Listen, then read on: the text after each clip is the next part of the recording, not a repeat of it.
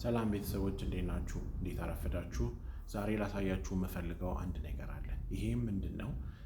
የኛን ግሩፕ ከተቀላቀለች በሰባተኛው ቀን ላይ ኦልሞስት አንድ 10 ቀን 3 ቀን ለትምህርት ወሰደች፣ ትሬኒንጉን ወሰደች። ከዛ በኋላ ስራዋን ጀመረች። በ7 ቀን ውስጥ እዚህ ጋር ማሳያችሁን 57 ሰዎች ኢንቫይት አደረገች። በአንድ ሳምንት ውስጥ 57 ሰዎችን ኢንቫይት አድርጋ ስራ እንዲሰሩ አድርጋ እሷ ስንት አገኘች ማለት ነው? እንደምታዩት 730,000 ፖይንት፣ ያ ማለት $73 ማለት ነው። $73 በ7 ቀን ውስጥ $73 ሰራች። ይሄ ሲባዛ አሁን ባለው በባንክ ምንዛሪ ኦልሞስት ስታበዙት በ65 ወይ በ170 በ165 ካበዛችሁት ኦልሞስት ወደ 12,000 ብር ሜክ አድርጋለች ማለት ነው።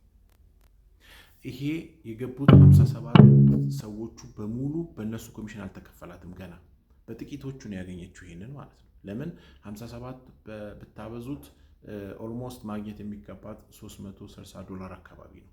ገና እየሰሩ ስለሆኑ አንዳንዶቹም ምናልባት አልሰሩም ይሆናል አይታወቅም። ብቻ ግን እሷ ወጣም ወረደ ኢንቫይት ባደረገችው ሰው በእነሱ ስንት አግኝታለች? በ7 ቀን ውስጥ ማለት ነው 730,000 ፖይንት፣ ያ ማለት $73 አግኝታለች ማለት ነው። ይሄ ቀላል አይደለም። 12,000 ብር አካባቢ ፐር ዊክ ሜክ ተደረገ ማለት በጣም ብዙ ብር ነው። ይሄን በወር ብታበዙት ብዙ ገንዘብ በኢንቪቴሽን ማለት ነው። እነዚህ እዚህ ጋር ያሉት 57 ሰዎቹ የእሷ ሜምበር ናቸው፣ የእሷ ኔትወርክ ናቸው።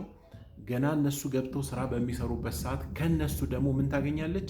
የኤጀንሲ ኮሚሽን ደግሞ ይገኝበታል ማለት ነው። የኤጀንሲ ኮሚሽን ይሄኛው የኢንቪቴሽን ኮሚሽን ነው፣ ፕላስ ደግሞ የኤጀንሲ ኮሚሽን አለ። በዚህ በብዙ የሚበልጥ ማለት ነው። እነዚህ ሁሉ ሲደመሩ በሳምንትን የምናገኘው ብር በጣም ብዙ ብር ይሆናል ማለት ነው። ጋይስ እንደነገርኳችሁ ይሄ ስራ በህብረት የምንሰራው ነው። አብረን መስራት እንችላለን፣ አብረን መለወጥ እንችላለን። እያንዳንዱ ዲቴይልን እናስረዳችኋለን። እችን እህቴን ላስረዳት 3 ቀን ብቻ ነው የፈጀባት። በቃ አንደርስታንድ አደረገችው።